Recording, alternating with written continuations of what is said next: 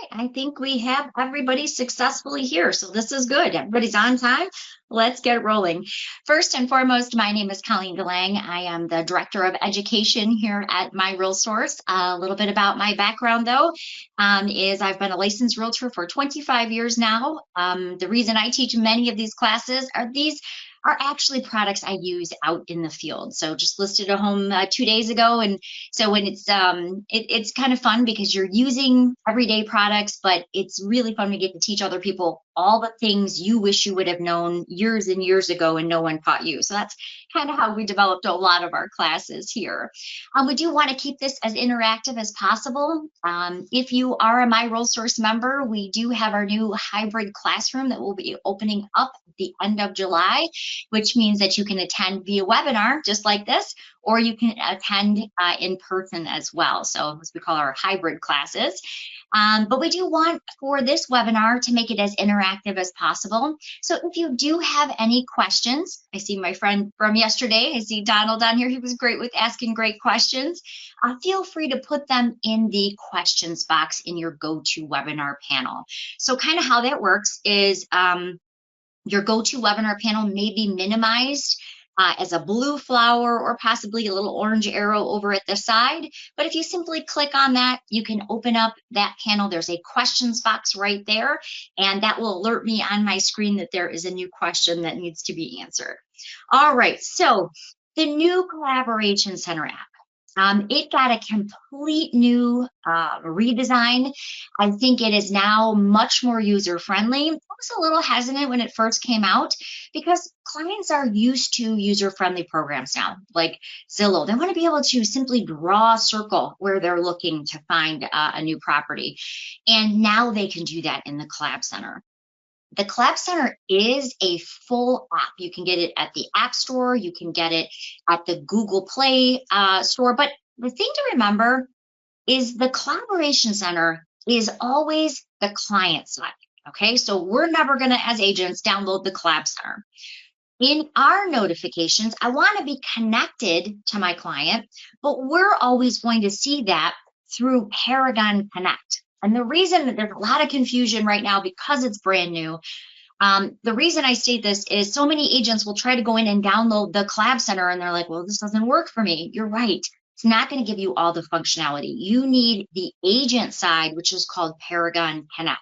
You can still download that from the App Store or the Google Play Store, but you want to make sure you're downloading the right thing. And here's why I say that. I can literally, and I've done this now, I've literally been at the grocery store talking to someone who was starting to look, and then, things were kind of, there wasn't enough inventory. And so she happened to mention that she was looking again, and we're getting ready to check out. And I said, you know what, let me make sure I've got you set up. I set up her search. While she was standing next to me, she received her welcome, and she could actually see properties within that maybe minute and a half that it took for me to set up the search and for her to download the app. Now, there's some very cool things about the Collab Center that they've added. Not only does it allow you to see everything that your clients are doing, but it's finally, and I'm so happy about this, it's finally a way that we as agents can now give more value to our clients than they can find on Zillow, Realtor.com, and all of these other syndication sites. And what do I mean by that? Well, for the first time, we can actually, they can see things in the Collab Center that they can't see on Zillow and Realtor.com. And I'm going to take you through some of those things. Things like condo bylaws and rules and regs. Things like the seller's disclosures on a property. So there's a whole bunch to unpack here. But actually, where I'm going to start here, I am going to just close this out so you can see it a little better. Where we're going to start is actually, I'm going to kind of teach this class backwards. I hope you don't mind. For me as an agent, I want to actually see what the client's going to experience because let's face it, if it's not user-friendly, they are not going to use it. But one of the other benefits about the new Collab Center is that I can, of course, see whatever my clients are doing. On top of that, if I set up their search and I invite them to the Collab Center And let's say they start realizing, geez, there's not a lot of inventory out there. And they want to expand maybe their price range. Maybe they started off at, we want to go from 4 to 450. Now they're realizing there's not a lot out there. They're probably going to have to go to 500. If they make that change, I want to know that. So what happens is when they make a change to their search I set up, I immediately get a notification on my phone that that has happened. The Collab Center is really designed to, it does have some seller functionality too, which I'm going to show today, which is new, but it does really make it easy for us agents to set up what they're looking for and just have those properties immediately go to the buyer without me having to touch it each time. You really want to automate it, but I kind of want to show you backwards what it looks like for the client first. And then I want to show you how you see all of that information. So it pops up as a notification right on your phone so you don't miss anything. I'm also going to show you my absolute favorite feature that they put in here, and that is a great way if your client has favorited 2 or 3 properties, it immediately alerts you and allows you to click one button to drop them all into showing time carts. So that is one of the best things I think since sliced bread. I'm going to take you through that today too. So again, feel free to ask any questions throughout the day. I'm going to show you where you can find this class recording as well as some helpful cheat sheets or guides afterward too. So what you're looking at right now on your screen is basically my contact lists in Paragon. I'm going to blow this up just a little bit so you can see it a little tiny bit better. Hopefully it's a little bit better. This is basically all of the contacts that I've added into Paragon. And if you have the Collab Center turned on, you're going to see these view buttons. That means that I can go in and I can actually look at it just like the client seeing it. But what I like about this too is it shows me when I set the client up.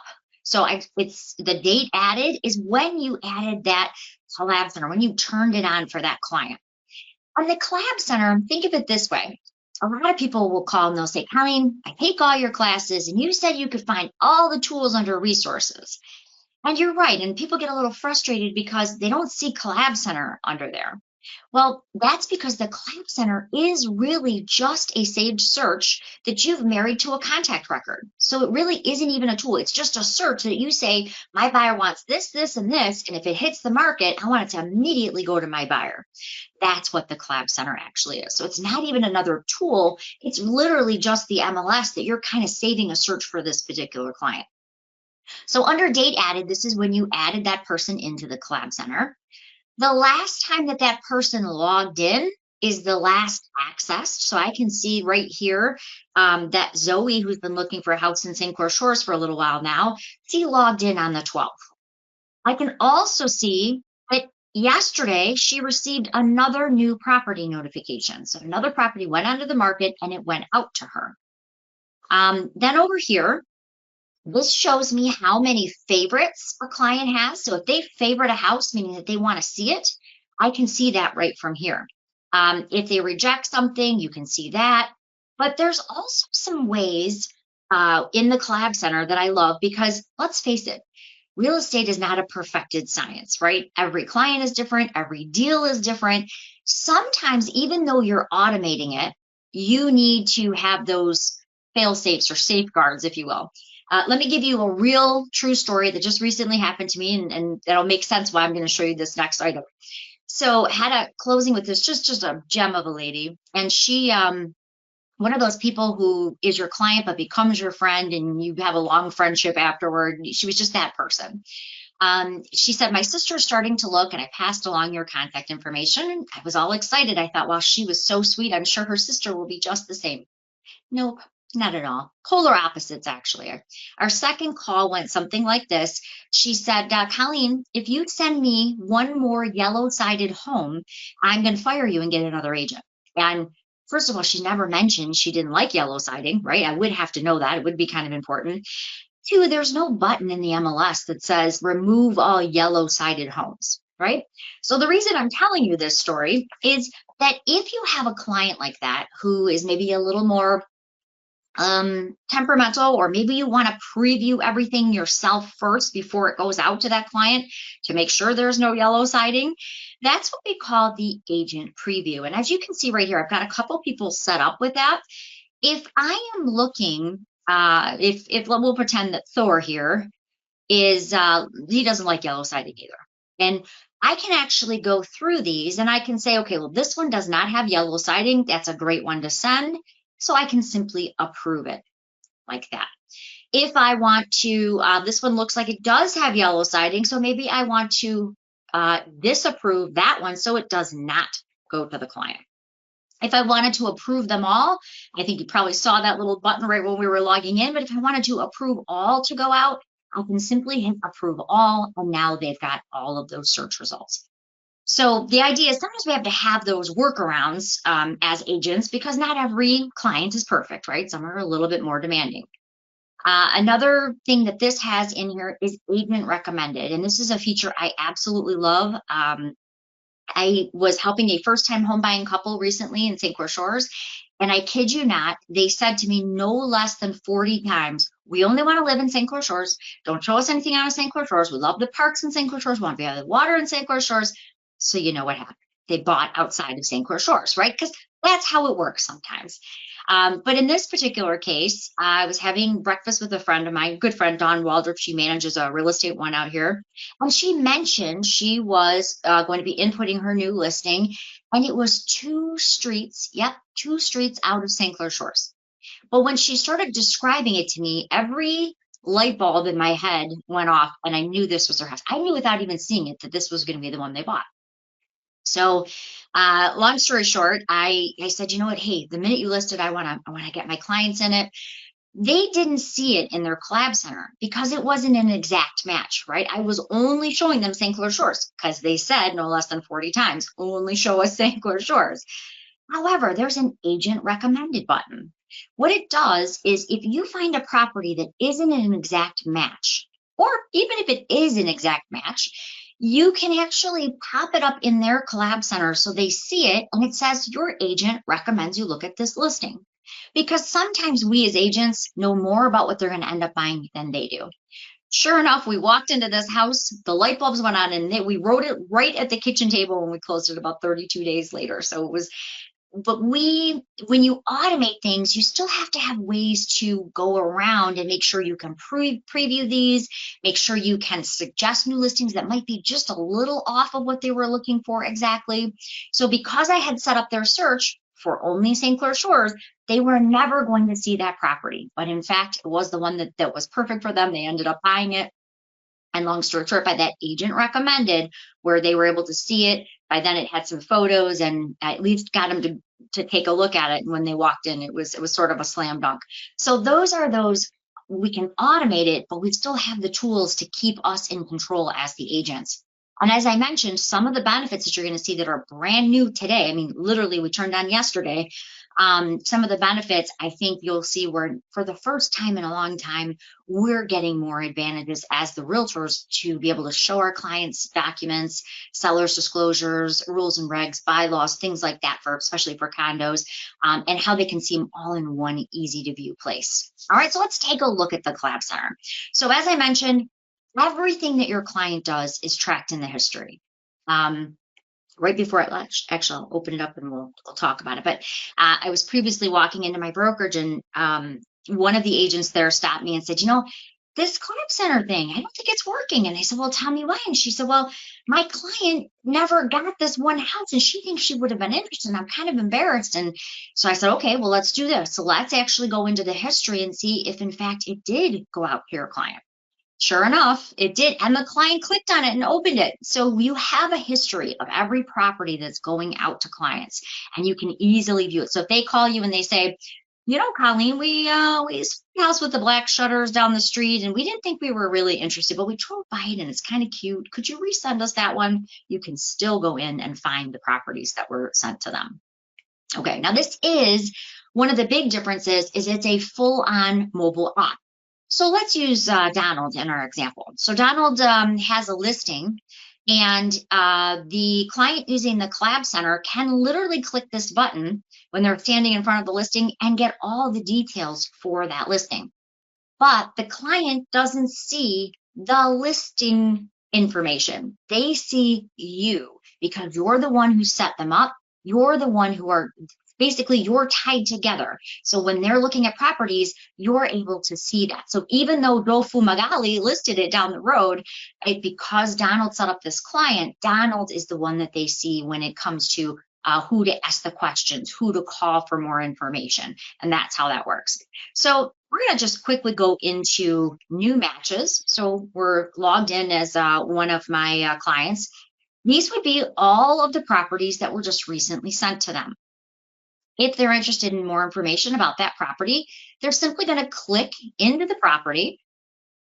And of course, there's the map view at the top, the street view. They can go in and see how big the parcel lines are. But you can pretty much do that on every single app, right? You can also expand this, and on your phone, it actually allows you to very easily do a gallery style view so that you can, kind of just flip through all of these photos.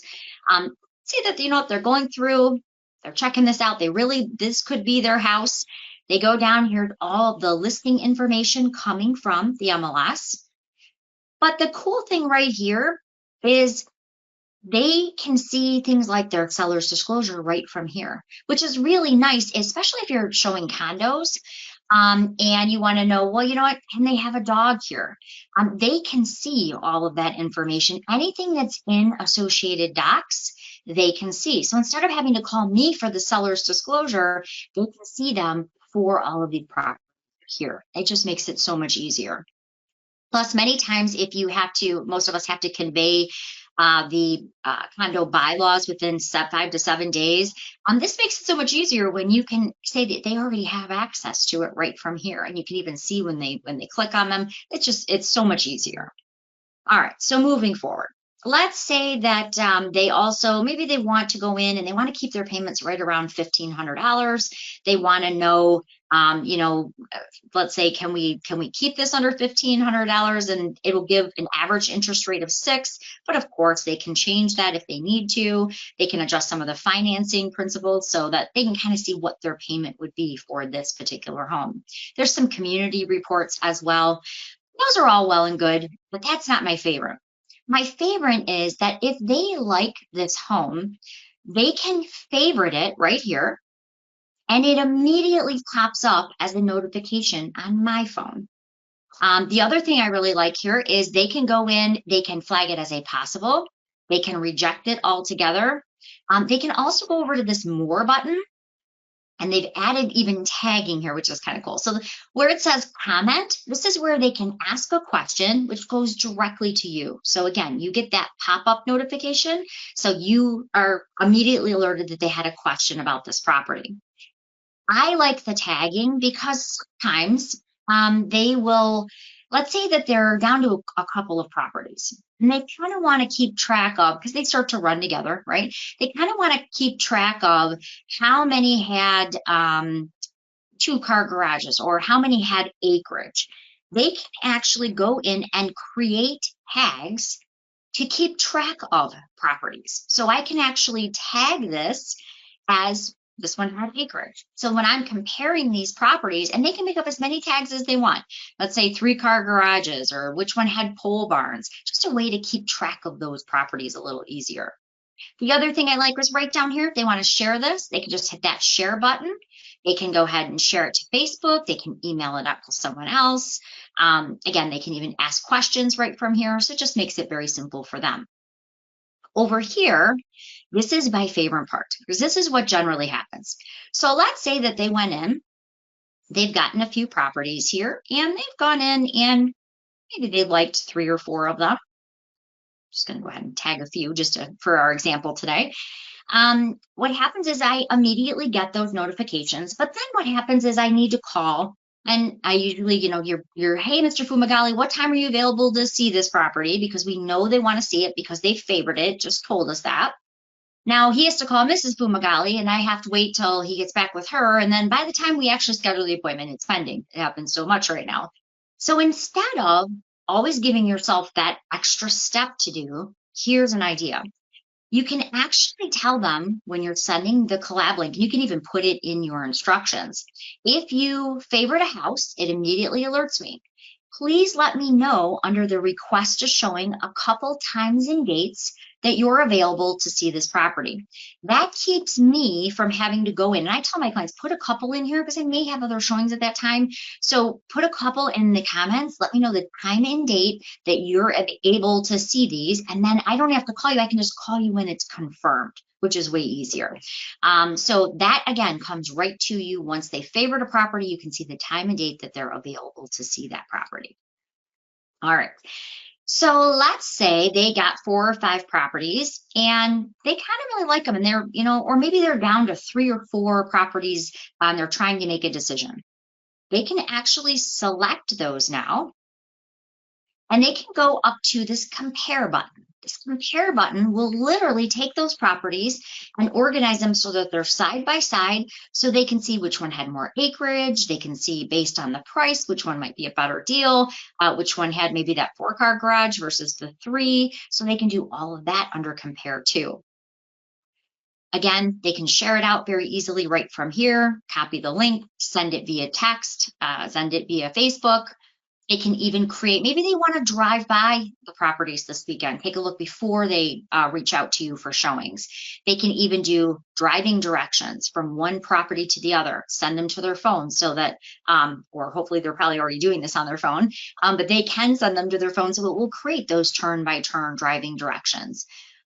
And then last, I kind of showed you this one is right here at the end. You can reject, favorite, or flag them as possible for future.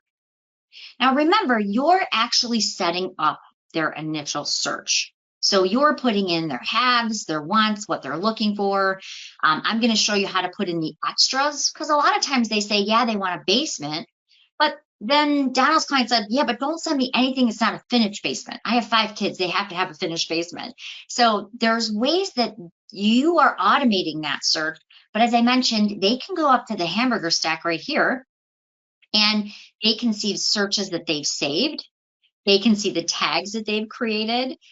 They can search for, they could set up their own search, a brand new search. So it does give them that flexibility that they're used to. And yes, they can use their fingertip and create that circle just like they can in many of the other apps that they're using today.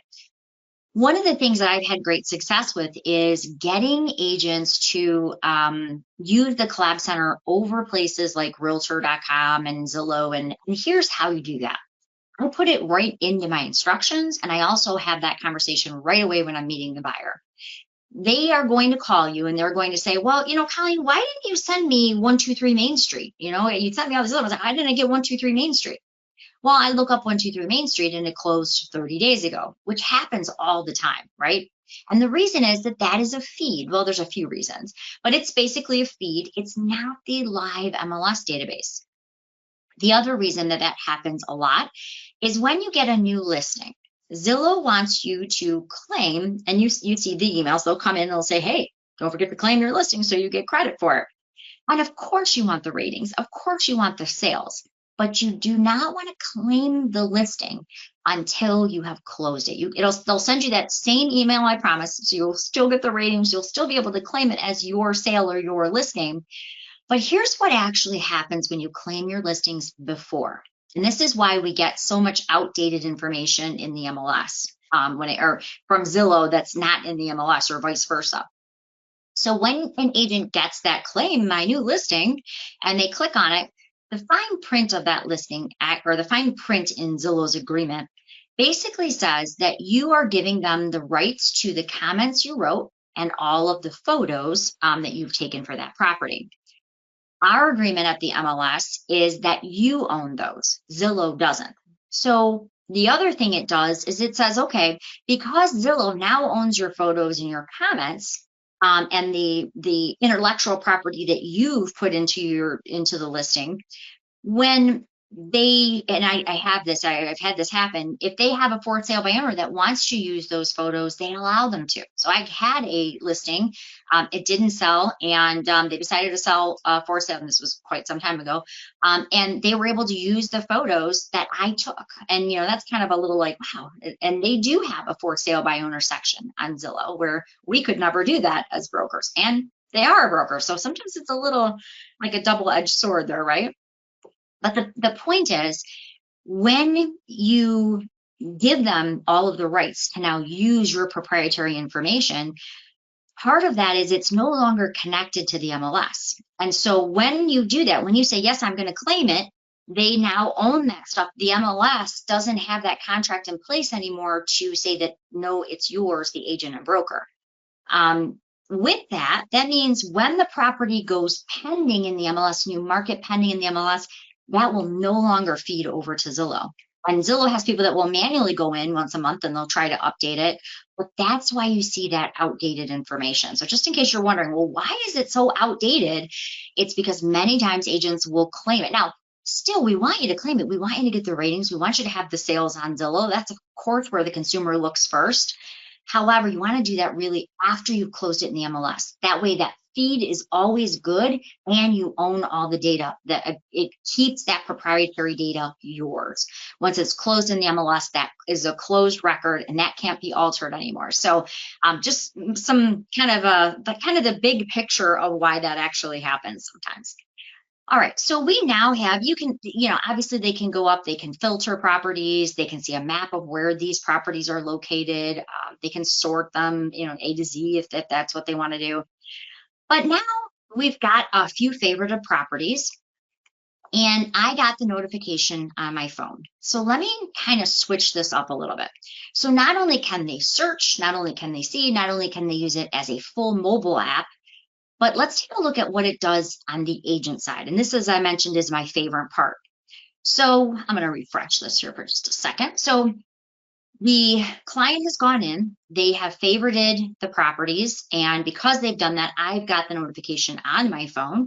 Now I want to go ahead and I want to schedule those appointments. And again, if you can get your clients to even put the time and date that they're available or a couple of times and dates, now I don't even have to call until I can get them all confirmed.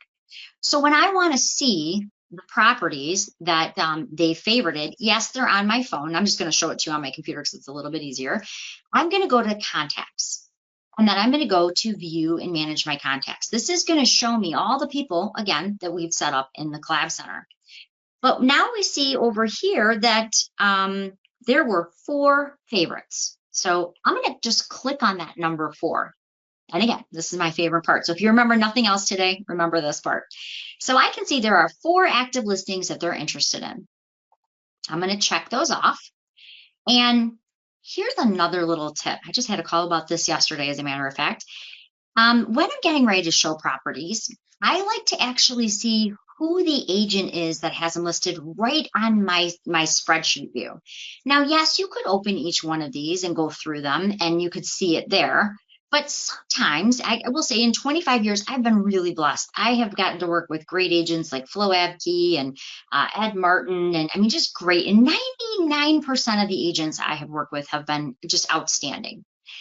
But then there are those agents, and you know who they are. They don't return the phone calls, right? You're having a home inspection and there's a crisis and you can't even get a hold of them and you pretty much feel like you did the whole deal by yourself, those type. So not that I wouldn't show their listing, but if I'm going to show 5 listings, I'm going to tell you the great agents are going to be up at the top, and he's probably going to get the second day showings. So if you are like that and you want to add those agent names, I even have agent name and phone number because it's just if I have a quick question I want to ask, I like it on this view. So in order to add that in, it does not come that way. If you want to add in agent name or agent name and phone number, all you have to do is go up to this customize bar. So it's a little customized. It looks like a little gear. You're going to click on fields. And this is where you can add in any field you like. So let me take this one out just so you can kind of see what it looks like. So I am going to remove that field out. So as I save it, you'll see this is actually how it looks pretty much out of the box. But I really like that, having that agent name and phone number right here in case I have a quick question before I run out the door to show properties. So I want to customize it. Click on fields. And the easiest way to do that is it's kind of an agent-centric field if you think about it. That would be the agent's information. So I'm going to change it to agent right here. And then I'm just going to type in agent name. And right here, I can see agent name and phone number. So I'm going to go ahead and add that to what I want to appear in my search results. Now, by the way, it always moves that to the bottom. Okay, it'll drag in or it'll drop it at the bottom, but I like to see that kind of up more toward the front. So I grab this and it's a drag and drop. You can actually drag it right up to the front here, hit save, and now I have that information closer. If you didn't like where you dragged it, don't worry. You can always drag it to a different location. Maybe I want it right after the address and right after the price. You can actually drag it in. It will remember that in your preferences. So you just got to get it in there under customize, and you can also move it around on your screen. It will save that in your preferences going forward. So I just happen to like that. Things like another question I get often is, how do you add price per square foot for that? So you can add in whatever fields are going to help you. All right, so I've got my 4 properties that we're going to get ready to schedule those showings on. So I'm going to go up to actions. Do not want to do this one at a time. I talk to so many agents these days, and they're on their phone looking at Google Maps, trying to figure out where they're going to start, and that is way too much work. All you want to do is click that easy button. Let me show you where that was again. So this little actions kind of looks like a plug right here at the top. If you click that actions button, you're going to send those right into showing time. But instead of doing that painstaking process of scheduling them one after another, trying to figure out how much drive time you need, trying to figure out, is there any blackout periods that you're not going to be able to show property A or property B, too much work. Click on add to showing cart, and then just pick the day that you want to show that. So I'm going to say I want to show that on Friday, and I'm going to show it to Barry Buyer. Of course, you could add a new person in here too, and I'm going to hit OK. The next thing it does is it's going to drop them in, and this one, as you can see, I would never drive from 1 to 2 to 3 to 4. That would be kind of stupid, right? You want to put them in a smart route, and especially if you've got 7 or 8 of them, because gas is still expensive. I'm going to go ahead and click smart route. And you see how it immediately now put those in a more logical driving order. Maybe I want to start with number 4 though, and end up with number 1. So maybe I want to flip flop it. You can actually go up to this address, click on it, and it will flip it around for you. You could manually just change the numbers if you wanted to. You could remove one if you didn't mean to add that one altogether. Here's another thing that I like about this though. If Donald is running out last minute to show his client a property, and I can see right away, maybe he called them and he's like, I got a half hour on my lunch, let's go look at 2 properties. I can see right away what's going to be immediately confirmed. And that's called a go and show. A go and show is where you make that appointment, that lockbox comes right over, and I know I'm going to be able to get into that. That gives me time to make sure that these other ones get confirmed in the process. So if I start with one of these and I still don't have it confirmed, we could be standing on the doorstep waiting for that seller or that listing agent to confirm that appointment. So I would definitely want to start with that go and show. I like here that it also shows you how much time it's going to take you to get from property A to property B. So if you're showing properties out here by me in Richmond or St. Clair County, some of that's pretty rural area, and it might take you a good 30 minutes to get from one side to the other. So this kind of lets you know what your drive time is. And this is my favorite part, it shows you any blackout periods. How many times do you start scheduling if you're doing them one by one? Let's say I scheduled this from 9 to 9:15, and then I realize, oh, geez, I'm not going to be able to get here because they've got this. There's another showing going on at that time. Not every agent allows overlapping showings. So if this was a situation where they didn't allow that, I can see there's a showing taking place. But if they didn't allow that, it was blacked out, I can see and adjust my properties right from here. So I don't have to start all over again. So if I'm picking my next time, I think I can probably squeeze that one in. So I'm going to go ahead and I'm going to say 9:15 to, and you can make these longer. Maybe you want 9:15 to 10 a.m. or, whatever you want it to be. I can see, okay, I still got some wiggle room here. And now I can go ahead and schedule my next one. We'll do 10:15 to 10:45. And as you can see, now I have avoided that blackout period, which would make you start all over if you just did them one by one.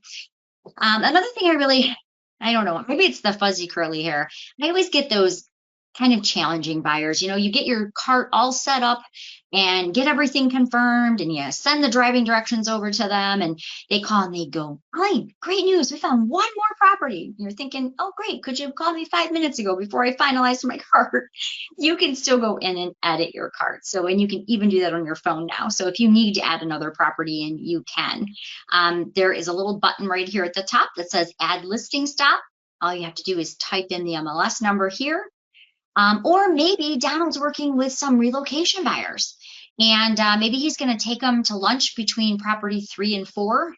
You don't want your clients to be hangry, right? So we're going to go ahead and we're going to say, I want to add that lunch spot, that address in here, and I want to work that into my showings. And why would you do that? Well, remember, we can actually send turn-by-turn directions to our buyer. So instead of him calling Donald every few minutes going, "What's house number 2 again? Which one was 3?" You can actually send that ahead so they know exactly which house they're going to be touring and in what order. From here, you can go ahead and send the request. And of course, those are all going to now go out and be confirmed. And now you're going to start getting those lockbox codes for those go-in shows, or it will reach out to the seller or listing agent to get those appointments confirmed. So I just think it makes it really, really simple. I think that, and by the way, if you have a property that has a central lockbox on it, it will even show that when you're scheduling on the screen. And none of the 4 I did had central locks, which was okay. But I just wanted to show you that when you do pick that time and you're clicking in, it will show you that if that property has a central lockbox.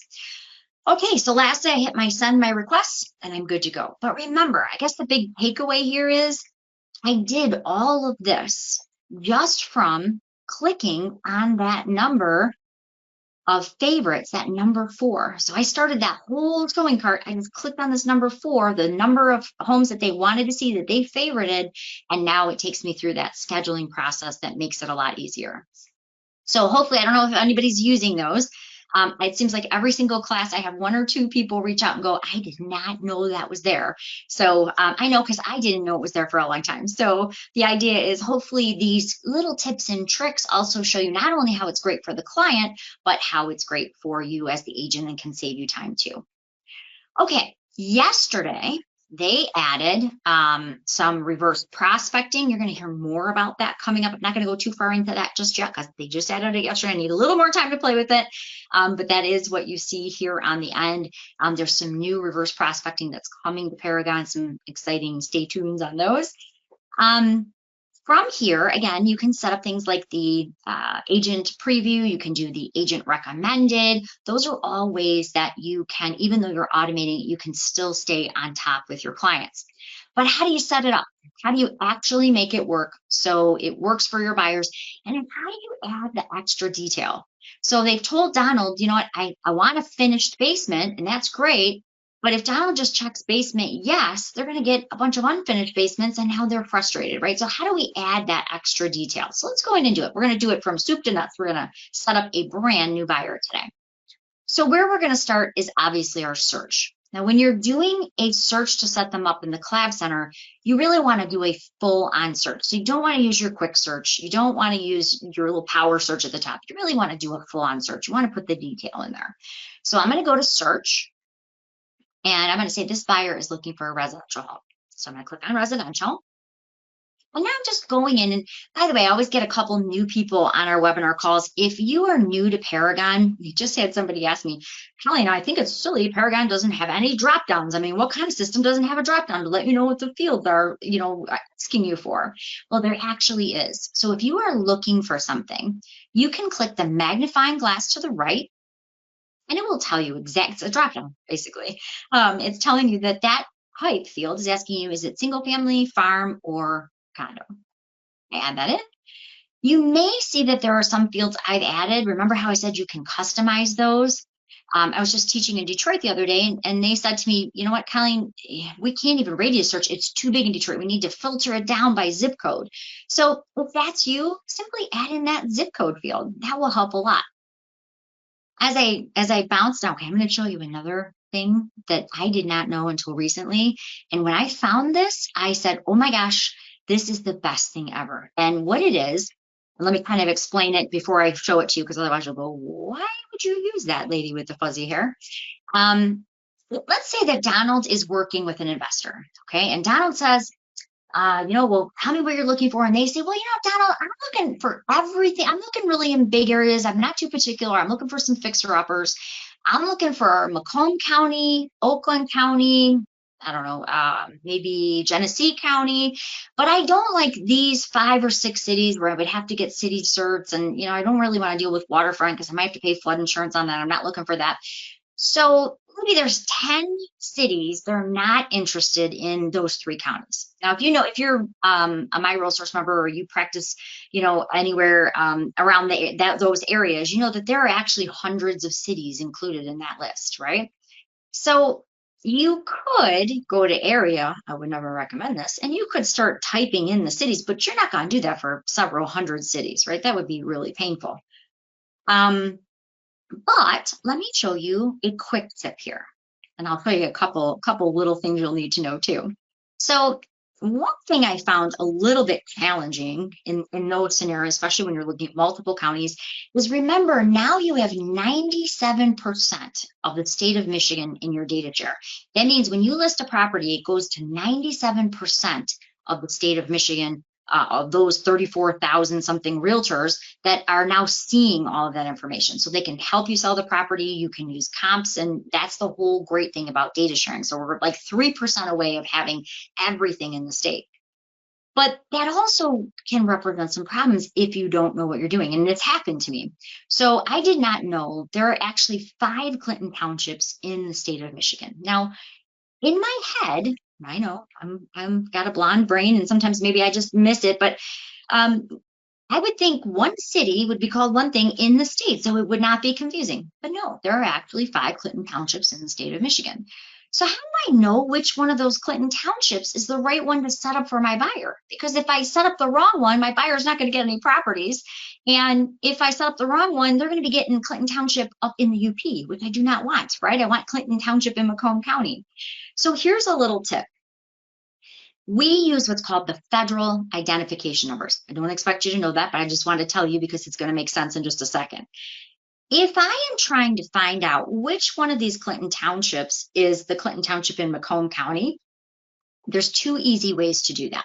You can go to county, start typing in, if I spell it correctly, start typing in Macomb. That's going to show me that Macomb federal identification number is 50. Okay, so now if I go back to area and I type in Clinton Township, I only see the Clinton Township that's going to be in Macomb County. Okay, so that's your first quick tip, and it's going to make sense in a second. I promise. I'm going somewhere with this. But let's take that out for just a moment. But let's say you didn't put in the county, and you're looking at these Clinton Townships. Well, we know that Macomb County starts with 50. So this would be the one that would be the appropriate, this one right here, would be the appropriate Clinton Township in Macomb County. Now, you're probably thinking, why is she showing us this? This doesn't make any sense. I'm going somewhere with it, I promise. So we know that Macomb County is where Donald's investor is looking. And we know he's looking, Macomb County actually has, I think, 26 areas or municipalities, cities or municipalities. But there are certain ones they've clearly said that they don't want. Now, you could get out the map, but that would be terrible. That would be painful. So really, I want to find everything that's for sale in Macomb County, but I don't want a couple of cities. What's the easiest and fastest way to do that? Well, if you go over to the right where the magnifying glass is, you're going to like this, I promise. You change it from contains to begins with. You type in 50, and guess what? I now can see, this is showing me the first 25, as you can see at the bottom here. So I'm going to say, show me the first 50 so I can see them all. Guess what? I now can check all the cities for all of Macomb County, except for the ones I didn't want Fraser and I don't want Centerline, because those have city certs. And maybe he wasn't interested in Roseville. Now watch, I brought up that whole county list, and I've now inserted all of those cities except for the 3 or 5 or whatever it happens to be that he didn't want. Way faster than getting out your phone, trying to figure out all the other cities. And so for me, That was huge, especially if you're doing, like I said, if you're doing 2 or 3 counties. Another one is Oakland County. I mean, Oakland County has 63 cities and townships within it. So if they have said, I want all of Oakland County except this, this, and this is a much easier way. I did not know this existed. So I said, when I was putting the class outline together, this is something I'm going to show people so they don't bump their head like I did. So we're going to kind of keep it nice and run of the mill today. So we're going to say that they are looking in maybe Sterling Heights, maybe they're looking in Macomb. You could do it that way too. Okay, just some extra things to keep in mind. So what are they looking for? Well, we're looking for all actives, but maybe you're not a big fan of ABO. I'm not a big fan of ABO. If you don't know what ABO is, it's a status. It's called accepting backup offers. I think it's the stupidest status to ever come across in 25 years, but here's why. As license law says, you have to accept backup offers anyway. You have to tell your seller if you get an offer after you're pending. That's how it works. That's what it says. So we really already did this. What it does is it shows active to the poor buyers who are seeing it on Zillow and Realtor.com. And they need to know that, yes, you can go see it. And it is pretending to be active, but it has a pending contract on it. So really, in my mind, it should be pending, but it's not. It's as active. So that's what ABO actually is. And the problem is, if you're a good agent, you're telling your buyers, don't fall in love because it's probably going to close. But it's those poor buyers who don't know, and then they get all excited and they write an offer, and 3 days later the property closes and they're blown out of the water with devastation, right? So the idea is if you wanted to take out accepting backup offers, you could deselect it, and then that would not be going to your clients. I do leave it in here because, again, they are going to see it on Zillow. They are going to see it on Realtor.com. They're going to see it on these other syndication sites. So for me, I do leave it in.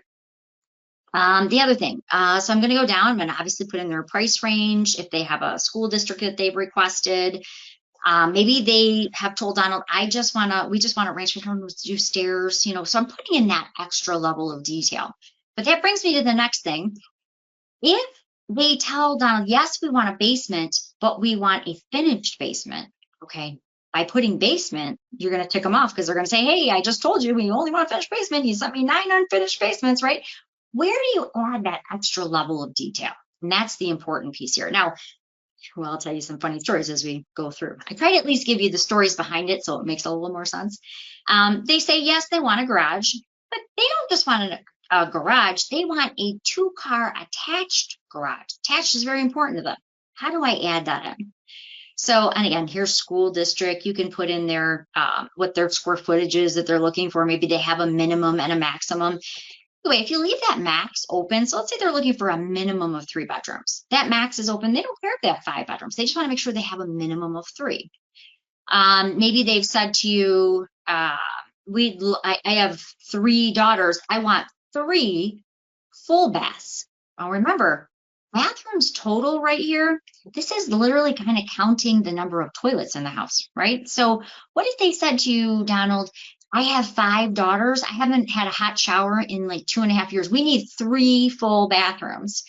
If you put 3 in here, you're probably going to get a lot of 2.5 baths. Okay. And that's clearly what he's not said. So how do you make it more specific? Let me show you something that is so well hidden that for a year, I didn't know it was here. It's like hidden in plain sight, if you will. So go down to the bottom here and you see this little secondary, and it's hard to see. I apologize. Let's see if I can blow it up a little bit more for you. You see this, you can tell a tech person definitely made this because agents, we would blow right by that every time. There's this secondary criteria little bar. And when you click this little drop down right here, it looks like absolutely nothing happens. But one day I accidentally clicked on this little search bar here and I realized, holy cow, there's all these hidden fields, really good ones too, like full bathrooms. So if you wanted a minimum of 3 full baths, this is a great field to use. And you're probably thinking, why did the tech people hide that? Because that's what I was thinking. Remember, you can customize this. You do not have to leave it hidden where you got to click on stuff to open it. take it out of the secondary criteria in your customized and put it up at the top. Things like a lot of people don't know acreage in your realtor down here. Get that out of there and move it in. We use that all the time. Move it up to the top. You don't want to have to scroll down through all of this stuff every single time. These are valuable fields.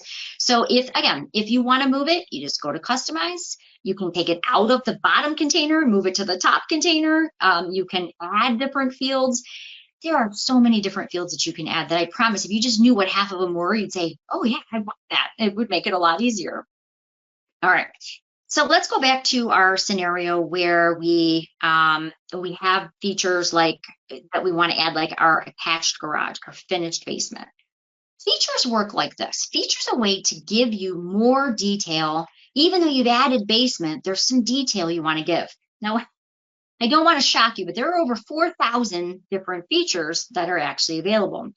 And there are features that you're never going to use. I'm just going to tell you, like the green features in California, like a sod roof. I mean, maybe somewhere in Michigan, maybe, no, I don't think so. But long story short, there's a lot that may even be specific to other states as in the way of green friendly kind of features too.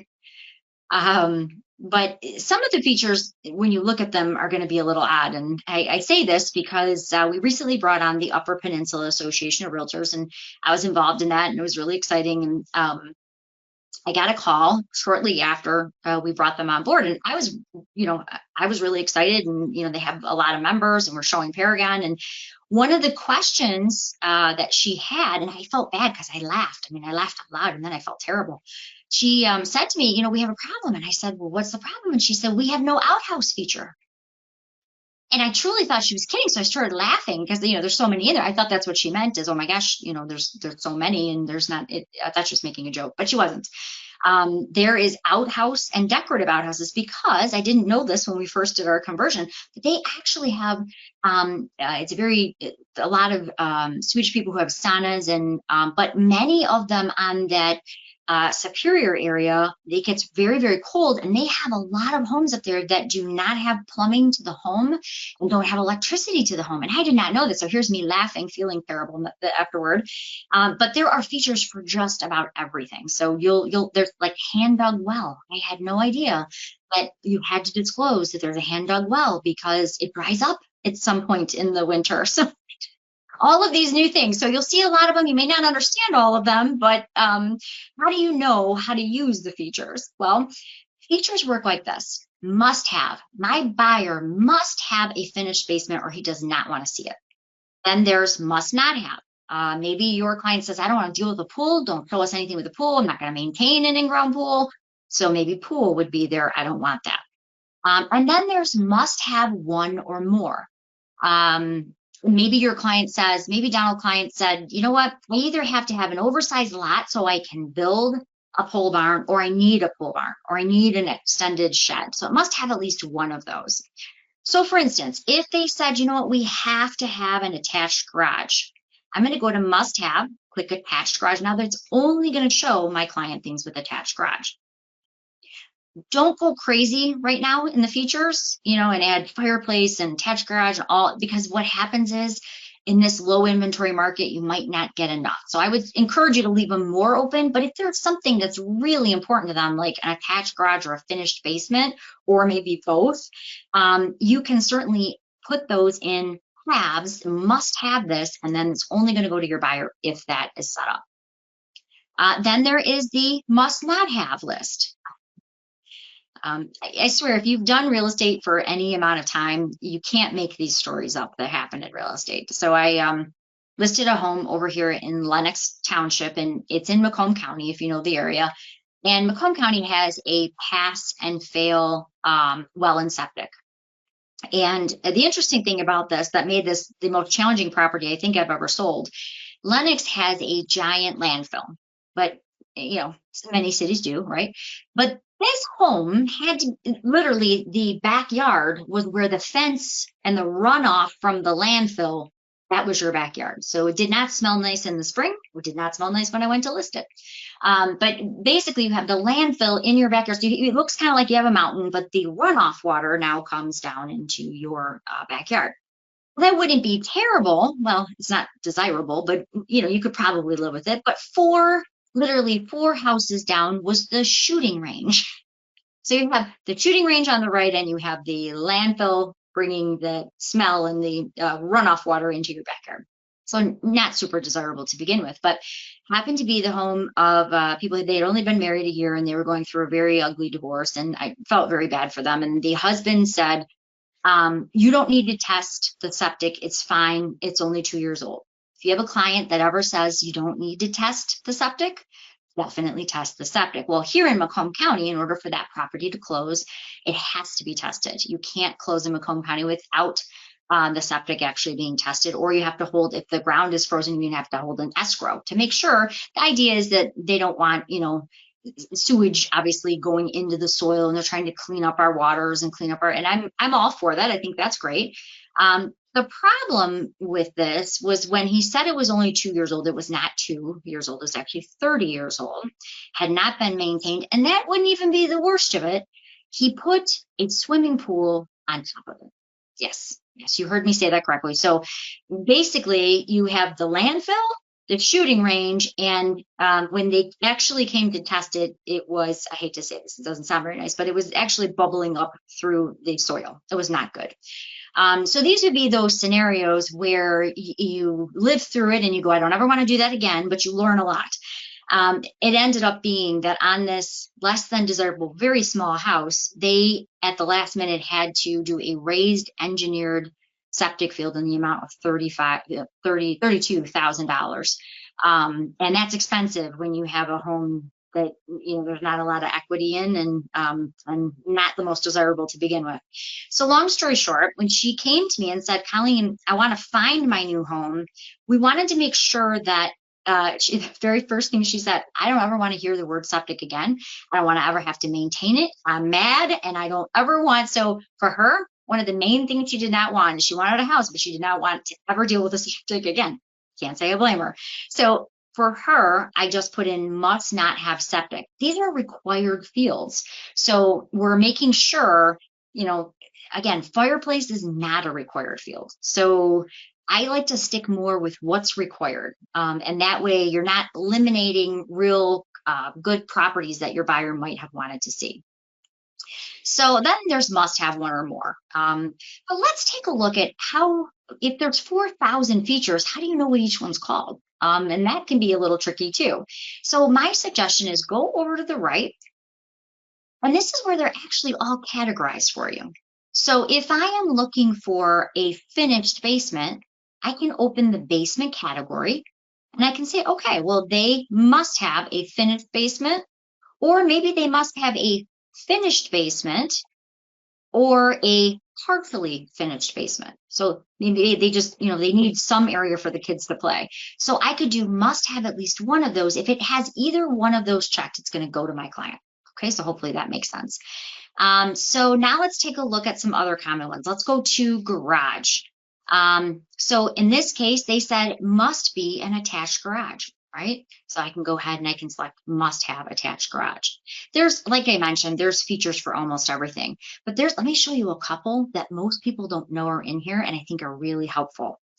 Pet restrictions. If you're looking for something where you can have a dog, if you're looking for condos, you can search that way to find those first. There is also, let me show you these, financial terms. And a lot of people, especially I have a client who only will buy stuff on a land contract. I wish he could afford it, but he just is adamant that that's how he's going to buy everything. But I don't want to send him everything because not every seller is going to accept land contract terms. So if you go into financial terms, you could say, I just want to send him things that the seller has already said they would look at land contract terms. You can even use this with financing. If I scroll down a little further, another one that's really popular, especially today when, well, not today, but right now when everybody's putting their boats in the water and enjoying the beautiful Michigan summer, maybe your client says, you know what, Donald, I don't care if I just have canal frontage. Lake frontage would be great. But even if I'm on Clinton River, as long as I can get my boat down to Lake St. Clair, I'd be happy. okay, well, now I can select must have at least one of these. And as long as it has some way for him to get his boat down to Lake St. Clair, he's happy, right? So these are just extra ways that you can add in that extra level of detail. Now, do you have to do that? No, but if your clients are kind of really stuck on one particular thing, they want to know you're listening to them and they're getting results with that finished basement, for example. All right, so what about the scenarios where your clients are looking in multiple cities, but they're also looking in certain neighborhoods? Matter of fact, I was teaching a class up in Flint recently, and one of the ladies stood up, just the nicest lady too. After I got to know her, first I was a little kind of taken back because she stood up in front of this room to say, "Paragon is broken; it doesn't work." And I said, "Okay." So when you're in a big class environment, you're kind of like, okay, this is not going to be good.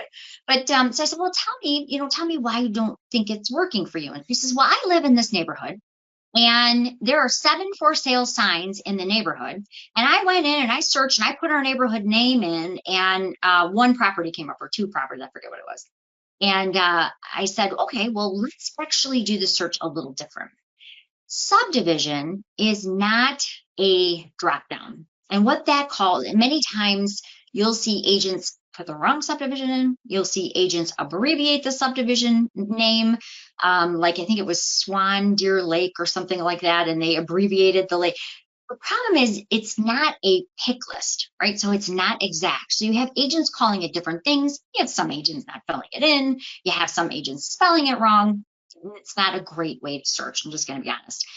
I would rather you went into the map and searched the subdivision. So that's what we did. So she showed me and I said, okay, yep, you're absolutely right. I'm seeing 2 signs here.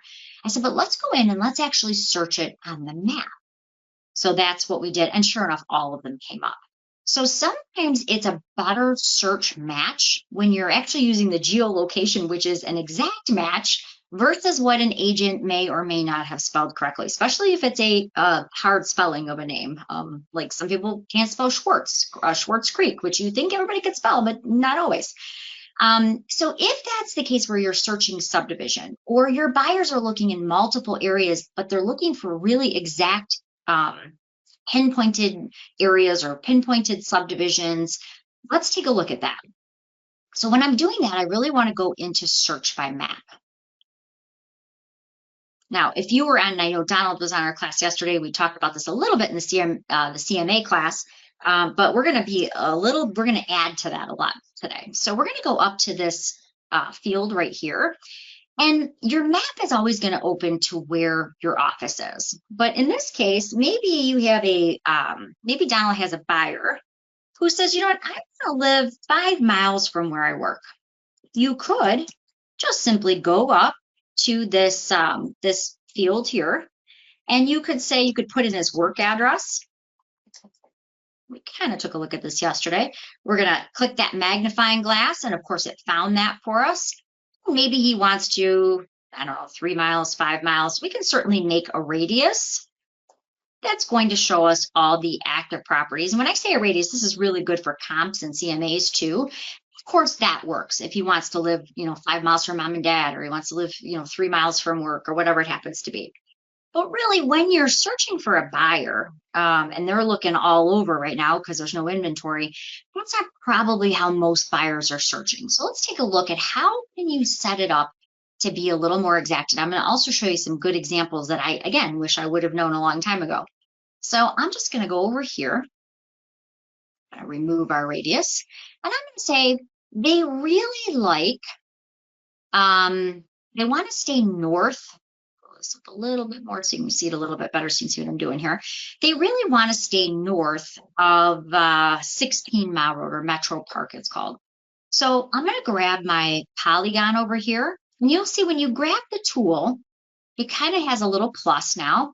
And so they want to stay north of 16. So I'm going to say, and maybe they want to stay east of Dequindre. So I'm basically going to start drawing my lines, but they don't want to go any further than, we'll say, Shaner. Okay, so they don't want to live south of 16. They don't want to live east of Shaner. They want to be kind of close, but maybe their mother-in-law lives right over here and they don't want to be that close to her. So we're going to go ahead and, so they're really being kind of very specific of the mile roads that they want to live in. And that's great. You can have, by the way, up to 10 shapes on your map. So don't be afraid to, maybe they want to live in Sterling, they want to look at Sterling Heights, but they're also looking over here in Rochester. They love that area. So you could do one in Rochester as well. And you can literally just grab your map and move it to Rochester if that's easier for you, as you can see I'm doing. But what about those unique situations? Like, what if you have a buyer who says, you know what, I don't want to pay any flood insurance. It's really expensive right now. And I don't want to look in areas where we know we're going to need flood insurance. How do you know that from this map? Well, right here at the top is the layers.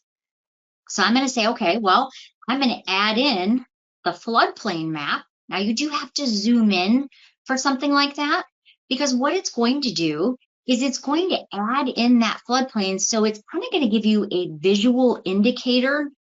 Let's see if I get a little bit closer so I can get a good visual indicator of area where there would be a good floodplain to see.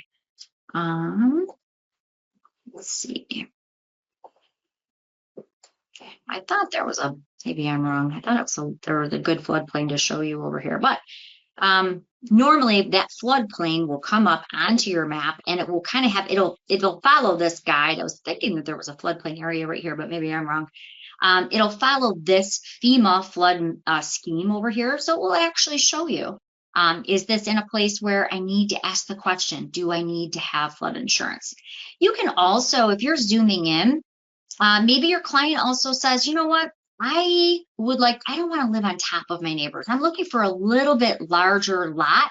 I don't want to live where, we're so close that we're basically on top of each other. So you can apply the parcel lines right here. And the cool thing about this is, again, you do need to get a little bit closer when you're using the small things like the FEMA floodplains and the parcel lines. But what's cool about this is I can very quickly get a visual indicator of, what exactly are we looking at? Bigger lots? Are we looking at smaller lots? It's just a little bit easier to see. You can also add the municipalities to these. So if you are, let's say, I'm going to say that we want to kind of have a visual indication of where a particular city may start or stop. You can actually hit the municipality lines and hit on, and it will actually show you, zoom out a little bit here, it'll actually show you where cities are going to start and stop. It's off here.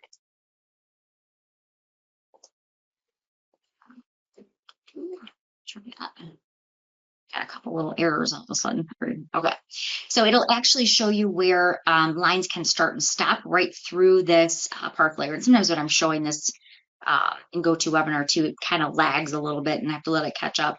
But you can do things like, the postal codes, and you can hit this on button and it will do labelings. Usually you do have to get very close in or very close out, but it's a little bit easier way to see things right on the map itself. Yesterday, we were talking a little bit about being able to expand your search. So let me show you what I mean. We'll use our old trusty 41539 Wessel again. When you're searching, especially if you're searching by an address, you want to go up to that and you want to always remember less is best because it's using Google Maps. So really what you want to do is you want to type in the route street name. This happens to be Wessel Drive. So you're going to leave off the drives, the ways, the courts, the places, because you really just want it to find it on the map, which is right here. And that's, again, where you can do your radius. So maybe they want to live within 5 miles, again, from where his work is. Zoom back here a little bit. But maybe maybe there's nothing coming up in your search. So you decide, I want to go just a little bit more. Let me see if there's anything in that surrounding area. You can click edit over here, and you can actually click in the middle of that radius shape here. And this allows you to just kind of expand your search slightly. So you could go up here and you could do 1.5 or 1.25 or, 3 miles, whatever. But sometimes you just, especially if you're looking for comps, I find it just easier if you can just drag this open just a little bit. Sometimes you can pick up a comp that's maybe just on that outside. You don't want to go too far because now you've got a million comps. So keep in mind, you can always sort of expand that here too. One of the other things that I like about this is that if there is a particular area, let's pretend for a moment that there's an area over here that the client really likes most of this subdivision that we've made in our drawing. But there is one little area over here, or maybe the mother-in-law lives over here that you don't want. They've said very clearly, I do not want to see anything over there. I don't like that area. So instead of going in and sending it to yourself and then deselecting anything that fell in that area, especially if you're doing a whole city, you could do a whole city, but you could actually remove one little area that maybe they're not too fond of. So let me show you how to do that. So I'm going to go back to our drawing tools. And as I kind of showed this yesterday, you can actually do a shape on the shape. One more step though. You're just going to click, instead of including it, you're going to exclude it. That means my client, if any properties are listed within that little area, my client is not going to get those sent automatically because they're not interested in that area. So if they have said, I like all the Sterling Heights, but I don't like this one area over by the train track, this is a really easy way to take that one area out. All right.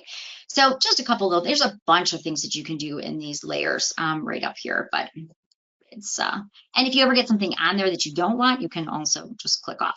There's a bunch of different tools that you can draw with. We have one of our texts is really great. You can actually draw like a unicorn on that, which I think is kind of impressive. But again, you can have up to, I think it's, they either have increased it to 15 or they're about to increase it to 15 shapes. You could have 10 for a long time. And I think people were, because of the low inventory, they were looking in larger areas. If you kind of want to take a look at the surrounding neighborhood, or maybe your buyer in the Collab Center wants to do that, remember that's what this little yellow Google man is for. So if you kind of want to see the neighborhood of where this particular listing is, you can drop him in front, and your buyers now can even walk the neighborhood without having to get in the car and drive 2 hours away to see it. So just easy ways, just using Google Maps to do that. Okay. All right, from here, we're just going to turn on the Collab Center. Okay, so and then we'll wind down and I'll show you where you can find this class recording. So I've got our map shapes. And again, you could be even a lot more specific in the actual areas. If you don't want to do map shapes, you could put in, the city or the counties that you're looking for. But now let's see how our criteria is going. We only have one property. Gets a few more just so we got something to work with here. I'm gonna have a few to show you here. So I'm gonna say, did I hit back out? 3 + 3 full baths? Probably not. All right, now we're gonna do, let's just narrow it down to our Sterling Heights market. So I'm putting in my criteria here. And the more criteria I have, obviously, the less comparables are going to come up. But remember, we're setting up what the buyer is looking for. What is he telling us that he has to have, and what can he live with at this point when there's such a little amount of inventory? The big key to turning it on now is you just have to, now you have your search. The hardest part is, who do you want it to go to? Once you do that and turn it on, it's ready to go. So we're going to go up to Save Search. Now, if you don't know, you can actually save as many searches as you want. You can just name them. But in order to make this work to go to a client automated in an automated fashion, you're going to do the Save Search As, because this is where we marry the two, the search and the person. So first I want to call this, and I'm going to call this Donald's Search. And now I'm going to put in that contact information. If you already have that contact in Paragon, you could pull them up. I'm going to add a brand new person. So I am going to say that this is Bubba Buyer. I have to do that so I remember to actually delete these people. And I'm going to put in his email address.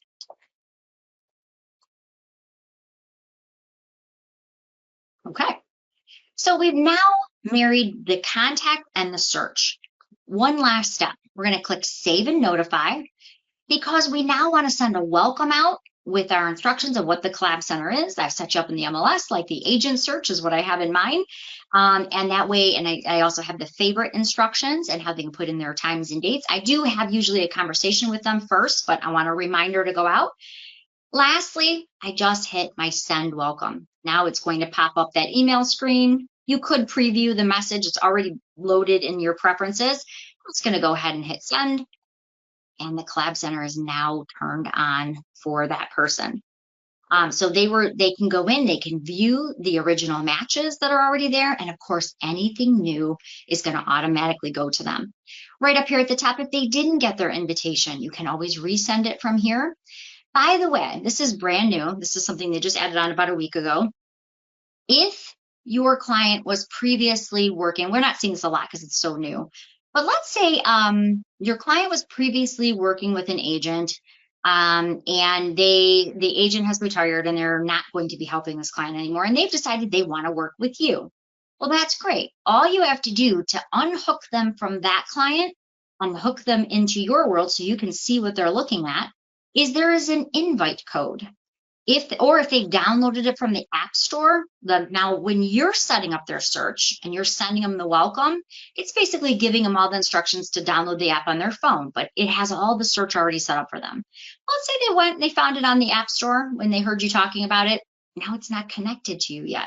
So that's when you would provide this app code, and that is what actually connects you two together so that you're able to see what they're doing inside of their collab center.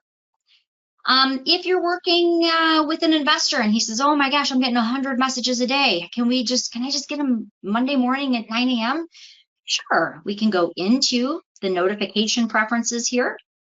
Or I can say, I just want them to get these notifications on, we'll say once a week on Monday at 9 a.m. So you can actually customize when they're getting that. You can also customize your notifications as an agent. For me, that's what I do on Monday morning. I like to see everything that went out to the client the following week. Remember, you're still going to have it in your history. So if you don't pay attention to it, it's not a big thing. You can also BCC or something. I do not do this. I'm going to be honest. Because if I BCC'd myself on every single thing that went out, I would make myself crazy. So I just want to know what they favorite, what they really like. That's the stuff I need to know about. If they reject a property, I do not want to know that. I don't need to know every property that goes to every person. I just want to know what they're actually interested in. Okay. All right. So over here to the left, this is really where you navigate. If you need to change anything, maybe they said to you, you know what, I'd like to put my husband, or I'd like to put my wife, or, I'd like to put my business partner, or we're looking for buildings, whatever it happens to be.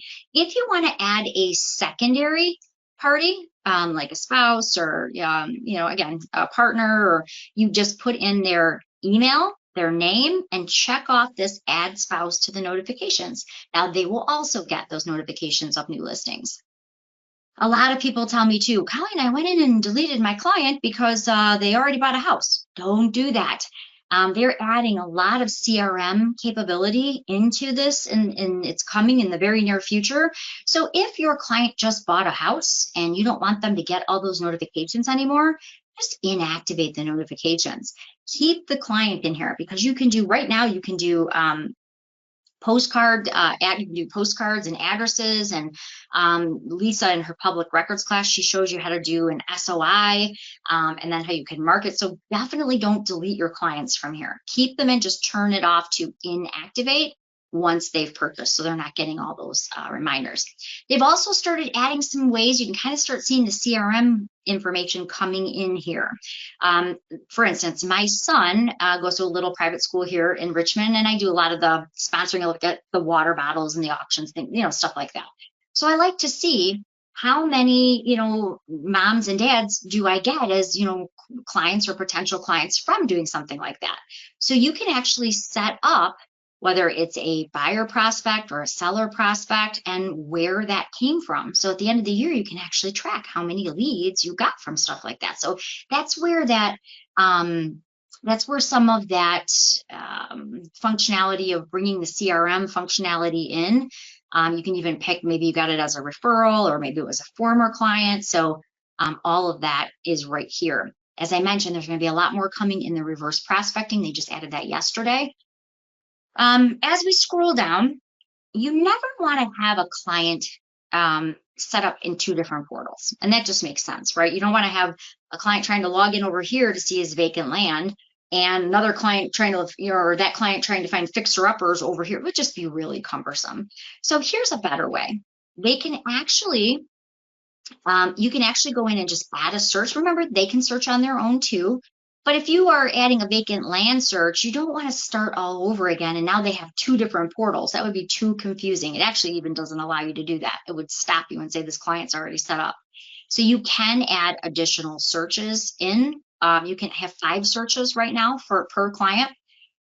Another thing you can do, and this is relatively new, is if you are working with that person as a buyer, but they're also selling their home with you. So you're gonna help them sell their home, and they're going to use you to purchase their new home. So they're out looking with you, but you have their property listed. So you can click on this seller activity. And I'll just show kind of quickly. The seller activity is where you can go in. Maybe I might have this guy done in here twice. I hope I don't. The seller activity is where you can go in, and this is where I can add my new search. And I can also go in and set up the seller side as long as I have it listed.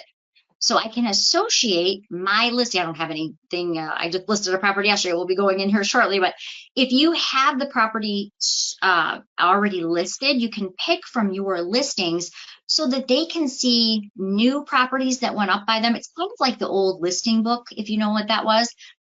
They can see new properties that they may be competing with in their area. They can see if people did price changes on an existing listing. So basically, they see their competition. They see things that maybe were active listings that closed. So it's a way that you can not only work with them on the buy side, but you can educate them on exactly what's going on the home that you're selling to. Down here, I said that it will keep a history of everything that went out to that client. So if you click on message history, let me go to one that has some message history so you can see it. But clients that you have sent properties to, like we'll use our Mary Rose here, I can go back into her message history and see every house. Each one of these is an email that went out. And of course, if I click on this one here, I can see all of the houses that went out. I can see the actual email that went out, and I can see the link to the house that went out in this link, in this email. It's going to link me to that particular home. So I can see when it got sent, which was 6/18 at 1:30, and I can actually see that home. So again, if they called you and said, you know what, we didn't like that home when you sent it to us, but we drove by and now we think we want to see it, this is how I can find that home again. Okay, so basically, anytime you need to edit anything, remember, you, the agent, can do all of this right under contacts. You can also click this view button and see it just as the client is seeing it. Lastly, we'll wrap up with how do you set it up? So right from the time you add someone in, they see your photo and your social media links, and where do you go to set it up? Well, it's really already built. You just want to add your look and feel to it. So you're going to go right under preferences, and you want to do this before you set anybody up, by the way, and you're going to go over here to where it says system. This is where you can set up your Collab Center preferences wizard, and it just is a wizard. It's going to walk you through. It's super, super easy. I do want to show you one important thing. The first thing on your wizard is, what do you want to be displayed? Maybe you want your Facebook business page to be displayed on your Collab Center. Maybe you have a video testimonial that you show about working with buyers. You can actually put that link right in here. But basically, it's pretty user-friendly. We're just going to kind of walk through the wizard. It's going to ask you, is your agent photo? You can update your agent photo right here. It's going to ask you about your office message. But right here is what you want to be part for your welcome message. Remember, I said that I have one that literally says, hey, I set you up in the MLS like an agent so you can see things first and it's always current. And then I also explain, hey, anytime you want to see a property, don't remember to favorite it. And it will also allow you to tell me when you're available to see those properties. And so you can customize what you want to go out in that message. Again, you can add more social media links. What is your office information? But this is the one I kind of wanted to show you so you don't get overwhelmed like I did the first time I started using it. Originally out of the box, it has most all of these checked. Well, you know what? I do not need to know if they rejected a listing. I get enough email, I think we all do, that I don't want this checked. I want to know if they favorite something If they flag it as possible, because I may have information that may make it, a better listing to them. Maybe they're not sure, but maybe that, actually it's got a finished basement. You were looking for that. So I want to know if they favorite as possible, if they favorite it, if they ask questions on it, or if they make new searches in new areas that I didn't set up. So I know, oh yeah, now they're looking over here in Rochester. I might want to look over there too. And then if they modify my new search. So if they change their price, I want to know that. Clients, of course, I want them to see everything. But for me, I, again, don't want to be notified that there's open house coming up on a property. So you can set your preferences there. But this is the one that I wanted to show you because a lot of people screw this up and then it looks broken. And then you call and you're like, I think this is broken. When your clients are getting set up in their search, of course, you're just setting them up with active searches, right? You want them to see active things that they can go and look at and write offers on. But what happens in this market is that things are selling so fast. If you remove the ability for them to see sold or pending listings, it becomes a problem because here's what happens. If you uncheck these are your defaults, by the way. You could set up a search for a client and even be more specific. These are just what you want it to default to. So think of it that way. But let's say that your client just got the notification of a new listing. So they're at work and they say, you know what, on the way home, I'm going to check that out. In the meantime, an offer came in and the agent now pended the listing. When the client goes back to click on the link, if you're not allowing them to see solds or pendings, in this case pending, that means when they click on the link, nothing's going to come up. And then that looks broken to them and they call you and they say, I don't like this collab center. So you do want to leave actives, pendings, and solds, in my opinion, checked as a default, because otherwise when they click on it, if you're not giving them the ability to see it, it does appear broken. It's just like a blank screen. So you do want to leave those checked by default. Again, these are just your defaults. But I just kind of want to get a lot of those calls like, well, they're not seeing anything. And so that's why. It's because you've removed the ability to see pendings or sold. I also am not a fan of the Zestimates or the realtor valuation models, the EVMs. So I do not have any of those checked, but that's how easy it is to set your preferences. You want to have your photo, your social media links, and if you have any testimonials, but you do want to make sure all of those are selected so that they can see them. Okay. So that is it. I think I made it 1 minute to spare. Let me show you where you can find this class recording. I know I covered a lot and you're probably thinking, oh my gosh, how am I going to remember all this? I totally get it. So where you can find this class recording, and it does take me about 24 hours to get them uploaded, but right under resources in Paragon, we created this little education area. If you wanted to watch this specific class, just click on recorded webinars, videos, and then down here, it'll have the class title and the actual date. So for today's, you would see the all new Collab Center and it will be 6/19. You can click on it. You can fast forward to that one section that maybe needed a little help on, or maybe that I kind of blew through a little quickly. And so all of our classes are recorded and they're here for you to watch. The other thing that's available for you in that same spot under resources, make this a little less busy, under resources and education, this is also where you can find our upcoming classes. We've got some classes that are unique that we actually developed here at My Real Source, and let me show you. It's more like an online catalog, if you will.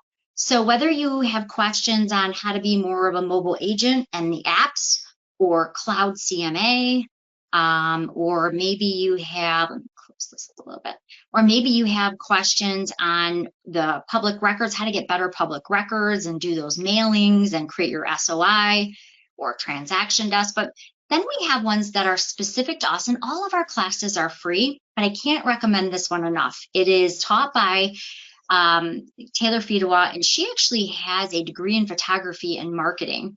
And it's a 3-part class. And again, all the classes are free, but in the first class, she shows you tips and tricks, again, that I wish I would have known. Like whenever I take a picture of a hallway, looks short and dumpy. You know, it kind of, you can't tell how elongated it is, and it really kind of doesn't look as nice, right? So show you in those hard to photograph areas how to control your shutter speed and your aperture so you're letting more light in to make that photo actually look more elongated. She'll also show you like those powder rooms, where you're like either in the mirror or you've got the toilet front and center. She'll show you actually I call it the patented Taylor picture, because you see it all through the MLS now. She'll show you how to actually angle off the counter into the mirror to get the entire room. If you complete the first two, then the third one is a hands-on field trip. And what she does is she actually takes you to a $1 million Lombardo fully furnished model, and she sets you up in 6 hard to photograph areas. Then after she sets you up with your tripod in each one, she will walk around and she will critique your photos to show you how you can make them even better. So it's a really cool experience. You do have to take part 1 and 2 in order to take part in 3, but I've taken the class myself. I thought it was fantastic. And if you're new, there's classes like the Roadmap, Tools for Tackling Low Inventory, Kubacasa, using our free floor plan scanning app. So lots of great classes to come. All right, well, thank you so much for your time today. I hope you enjoyed the tour of the all-new Collaboration Center, and I look forward to seeing you on future upcoming classes. Have a great day.